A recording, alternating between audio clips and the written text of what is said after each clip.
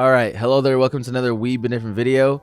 Today's video, we got the fourth iteration of these videos, which is power forwards tier list for NBA, of course. 2022, 2023. I've done point guards, shooting guards, small forwards.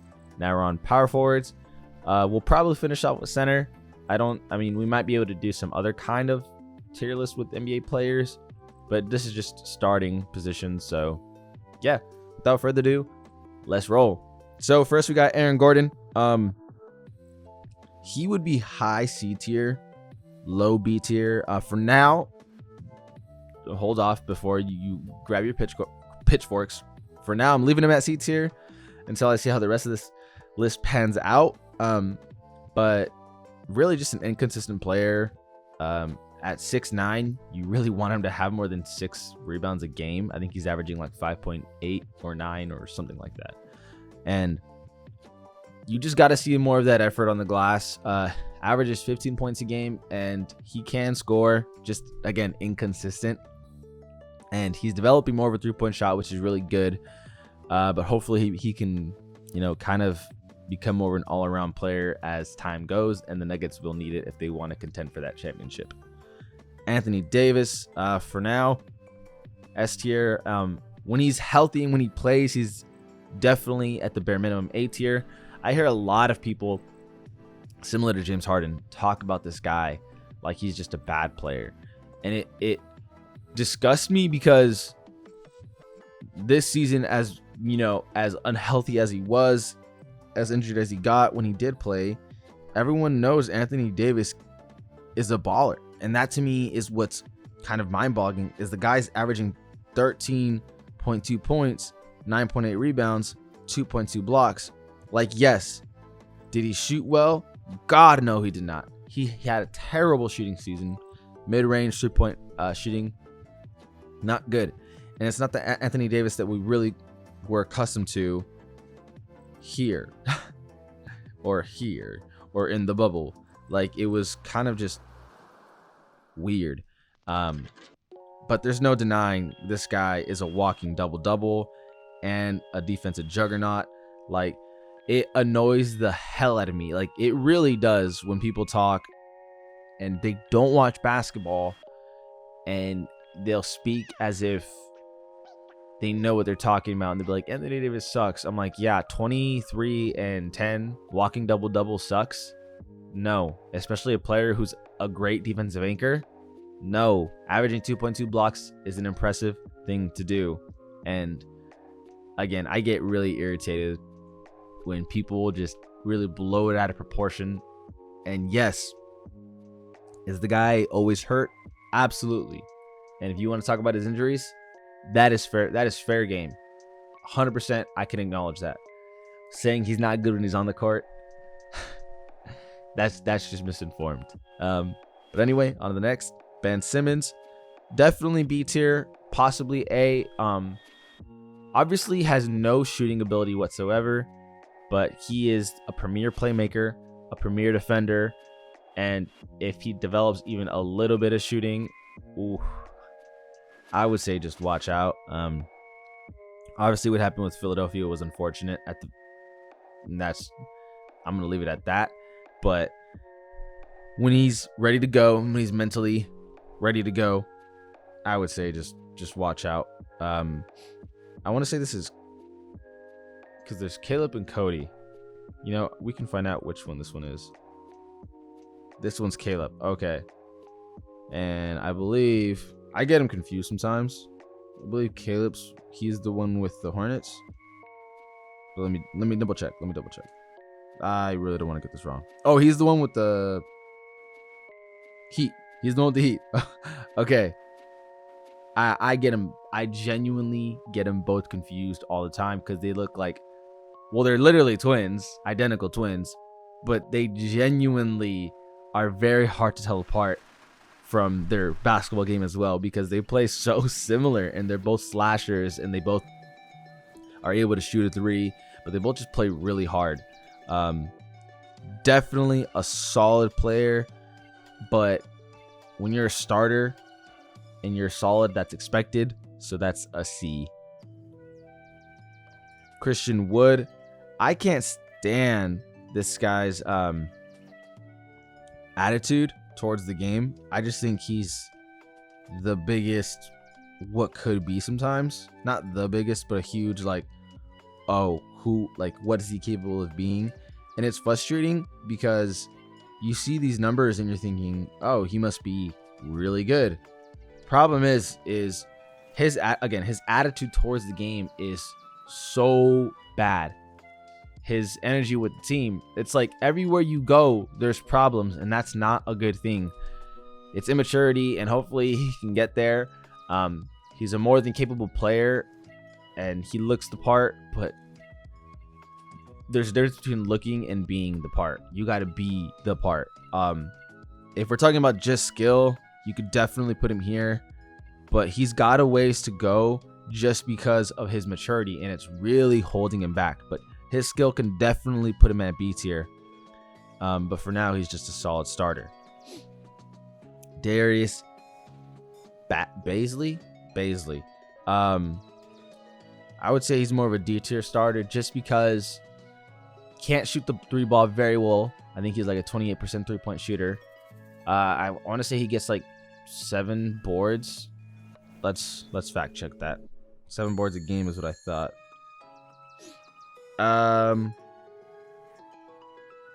6.3 boards per game this last season. That's terrible for a guy who's 6'9", 6'8". 6'8". Yeah, you're 6'8", power forward. You gotta go get the ball, especially for as athletic as he is. You gotta get the ball. Guys like that have to crash the glass. Gotta put in a lot more effort. Has very little playmaking ability. Doesn't have great handles. Just a player definitely in development, and his athleticism is really, really raw. But its athleticism is not gonna make you. You gotta have more than that. Draymond Green. He's okay. So Draymond Green on the Warriors is a low B because he is the heart and soul of that team. Draymond Green on any other team would be like a C because it's crazy how much differently the Warriors play when he's on the court. He is their heart and soul. Like, yes, Curry's the best player without question, but Draymond plays such a huge role for those championships. Like, he plays a huge role defensively, you know what I mean? Vocal, telling everyone where to go, telling everyone where to be. Really, he's like that middle linebacker for the team. And offensively, obviously not a great scorer, but great facilitator, being able to find players, being able to get players to move. And again, so offensively, he's like their quarterback. Defensively, he's like their middle linebacker. He really is just a great communicator, and it works so well because that team believes in him and that team trusts him, and so does Coach Kerr. On another team, like if we're just being blunt here, I don't think Draymond is a B tier. I think he's definitely more C tier because he's grown such a tight-knit group over there, and it's like the best place where he can be and where he can function because, let's be honest, Draymond Green is insanely intelligent basketball player on a whole nother level, and it's why he's able to be a great analyst as well. It's because he's able to verbalize himself and vocalize to others.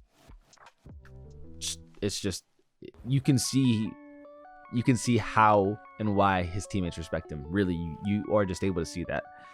Watch a podcast and see it for yourself if you don't believe me.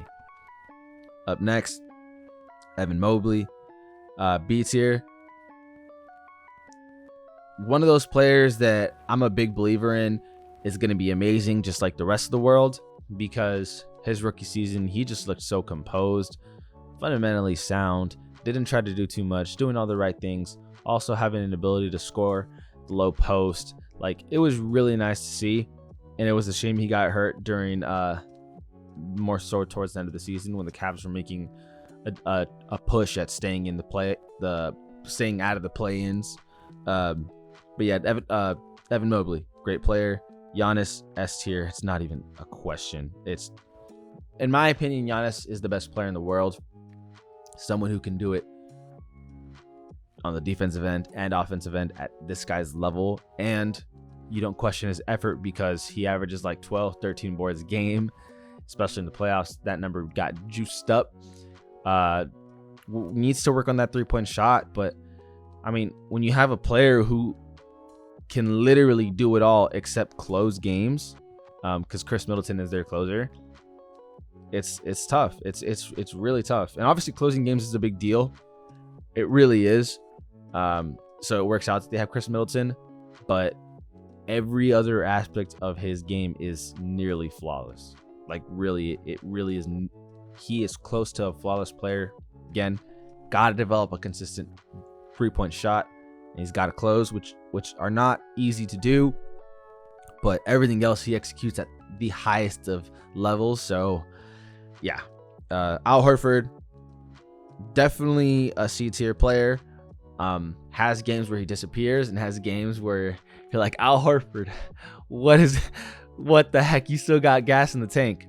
I mean, really slow player, but he can knock it down. And, you can't ask a whole lot more of your center other than to go and rebound the ball, put your hands up on the defensive end, and he's just knocking him down offensively. So what more can you want? Jay Crowder, definitely a C-tier player. I don't think there's a lot of D-tier starters in the league, if I'm being very blunt here. If you're a starting player, it's hard to imagine that you're a D-tier just because of the fact that, well, you're one of the best 5 on your team, unless your team has a premier 6-man, but you're still one of the best 6 on your team. So, yeah. Anyway, Jay Crowder, solid defender. Always feels like he hits the big shots when the Suns need him. Can't really say more than that. He just does what he's supposed to and gives this team an attitude. Jalen Smith, yes, he's with the Pacers. Was with the Suns. I would say his athleticism is undervalued a bit because, again, I don't even know if he played much for the Suns, but on the Pacers, he averaged 13 and 7. I would definitely start creeping him more towards C tier, because he only had like 28, 29 games with the Pacers. We're going to leave him at D for now. He's definitely more capable than a lot of people assumed because, again, he just did nothing with the Suns. Absolutely nothing. Going to the Pacers and getting 13 and 7. Pretty solid. Jaren Jackson, definitely a B tier player. And the reason why I say that is because another inconsistent player, a guy who's able to show out and do the most, then a guy who's just like, it's insane because you hear him talk and you hear him talk about the game of basketball. You think he was a smart player, but then on the court, he's just like, I often find myself feeling like, what the heck? Because it feels like he fouls out all the time. He's always in foul trouble. Jaren Jackson is always in foul trouble. And it's like, dude, at some point, you have to figure it out. Like, you got to know what you're doing is not working. Figure it out. Contest a different way. Like, something. Because you are always in foul trouble. And your team needs consistency. You need someone, along with Ja, to lead the charge.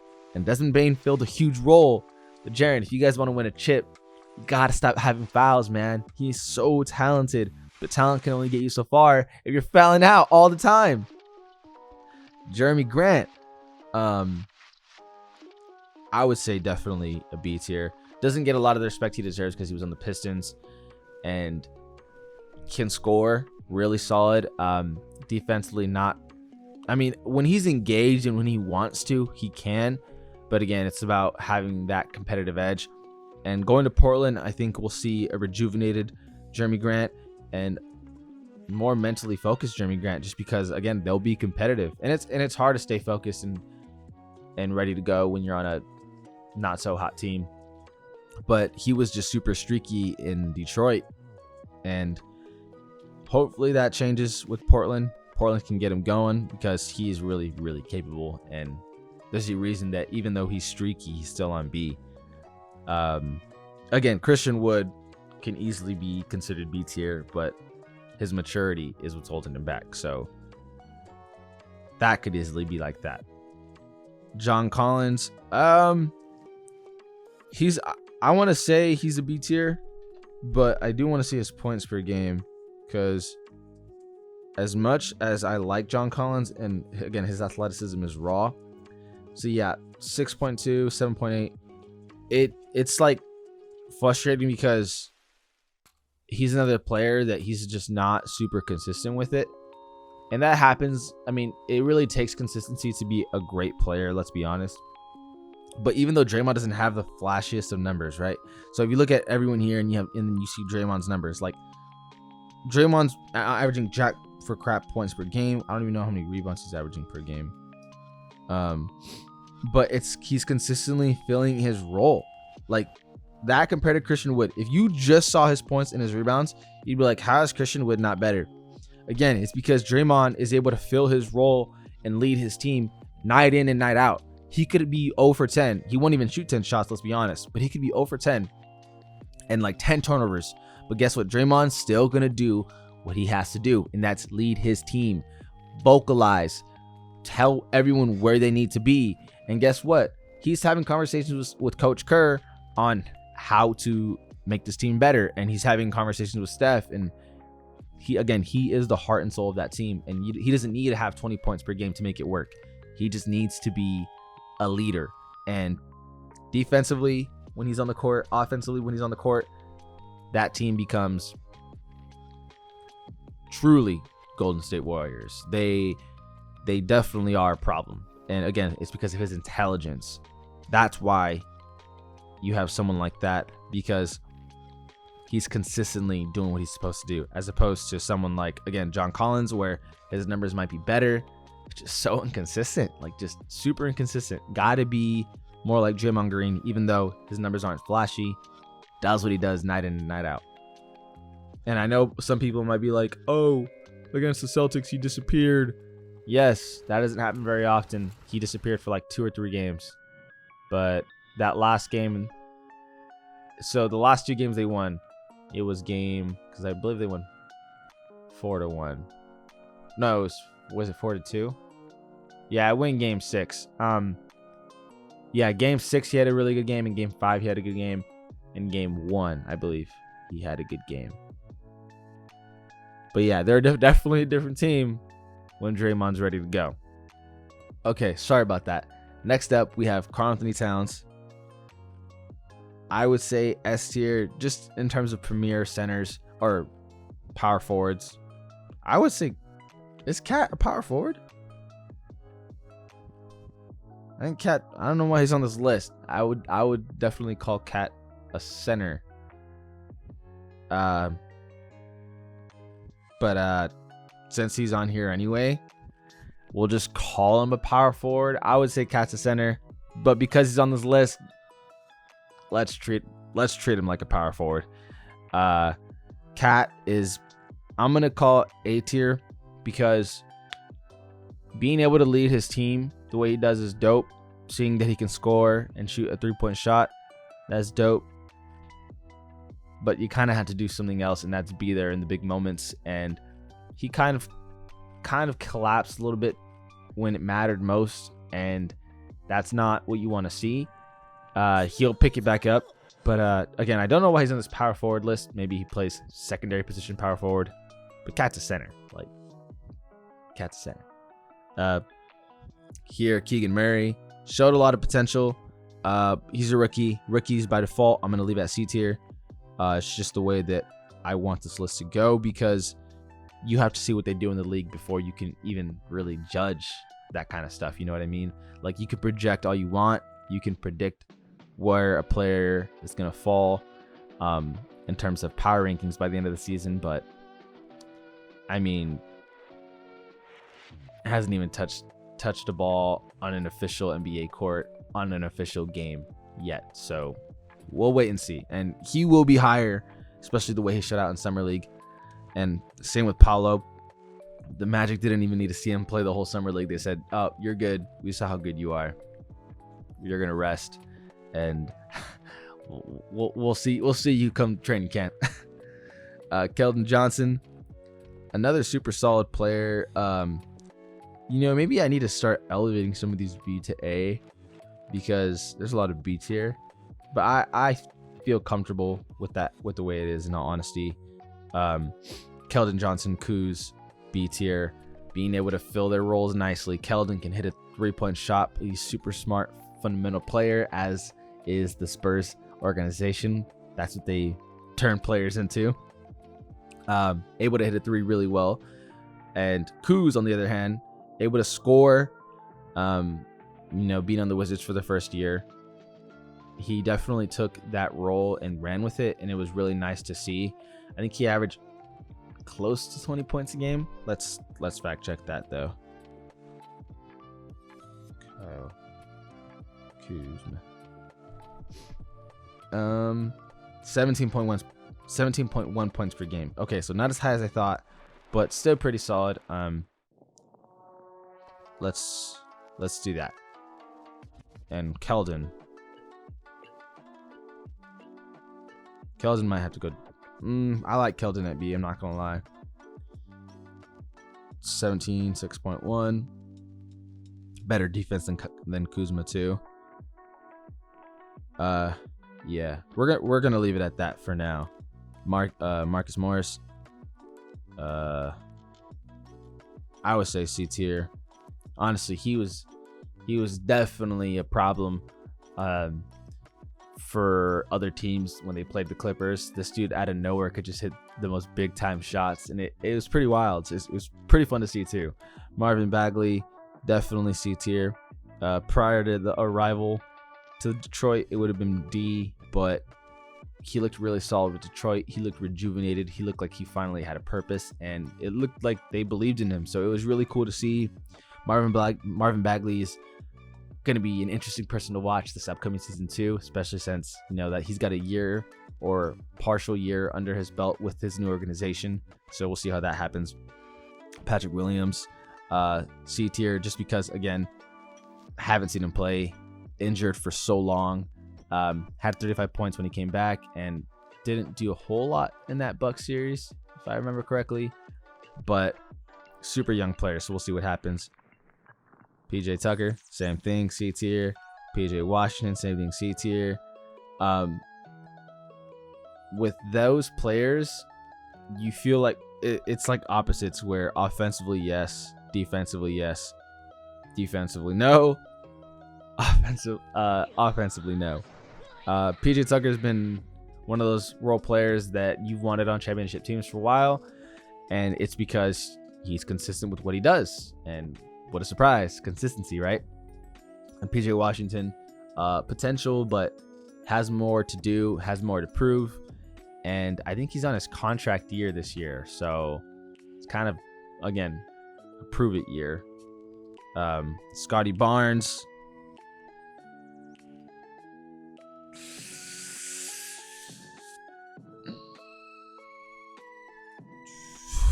Let me see Scotty Barnes real quick. Let me see this rookie. Let me see this rookie of the year. 15.3, 7.5. Yeah, we're gonna leave him in B tier. Rookie of the year, really solid year. Liked what you saw from Scotty Barnes, but it's like we got to see more from Toronto as a whole, because I want to see Scotty Barnes in playoff situations and in situations where he's really got to come out and show out. Obviously, we saw him against the Sixers, and they ended up losing 4-2 in the series. But it'd be interesting to see this guy, who, again, coming off a rookie of the year season, come in his second and then third year and then fourth year, and how good will he be? Because he'll be good, but is he going to be pushing S tier? Is he going to be something like that? We'll see. Jae'Sean Tate, C tier, 26 years old with the Rockets, not a competitive team at all. He played a lot of games. I think he had 70 something games played. So he played a lot of games, consistently there, but just a decent player. Nothing crazy to speak on. Jared Vanderbilt, same thing. Not a lot to say on him. Tall, lengthy guy. Should be grabbing more than just like 7-8 boards. Doesn't score a whole lot, but he fills the role that they ask of him. I just wish that he become even a little bit better of a scorer. Probably a better shooter would help. Shooting would drastically help his game out. And then, of course, Zion, who's our next A tier. You know, when Zion hasn't played in like what 17 months, but when the thing is, seeing him on the court, he's just a freaking truck. Like, this dude just runs over everyone. He's a problem. And when he plays again, because he just signed an extension, it's gonna be fun to watch. It's gonna be really fun to watch. So this is the list we got. Anthony Davis is gonna stay at S tier, assuming that he's healthy. If he's not, obviously not, right? And if you wanted to put him at A tier, that's totally fine. Giannis, I think, is the best player in the world, S tier. Cat, who's a center but is in this list because I guess why not? A tier. Zion, A tier. Ben Simmons, Jaren Jackson, Draymond Green, Evan Mobley, Jeremy Grant, John Collins, Julius Randle, Scotty Barnes, and Keldon Johnson, all B tier. And then C tier, well, yeah, you guys can see for yourselves, C tier and D tier. I think these D tier players have potential, but they got a ways to go. Yeah, I don't think that this position is, I would say, the best position. I would say small forwards are, because Kawhi, LeBron, KD. I remember on my video there was 5 S tier players. So yeah, small forwards are stacked, but I would say power forwards are consistent. Like, there's a lot more B tier players in this list, I think, than any other list, and only 2 S tier players, but arguably only 1. I just think AD is a second S tier. But yeah, this is All We've Been Different. All We've Been Different. Thank you for watching, and we out.